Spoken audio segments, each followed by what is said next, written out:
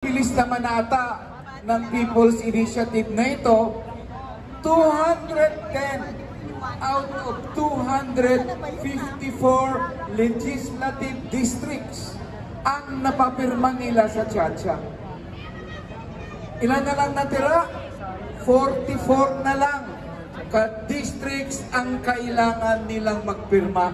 Napakabilis, napaka-well-funded, napaka-well-organized naman ng inisyatibong ito, kuno ng mamamayan.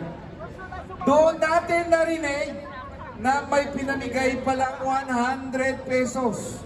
May pinamigay palang mga public funds at proyekto ng gobyerno kapalit ng pirma. Ang tanong natin, paano siya naging People's Initiative? Mga opisyal ng gobyerno, gamit ang public funds, ang pondo ng taong bayan para sa pirma. Ang pondo ng bayan para sana yan sa libreng gamot,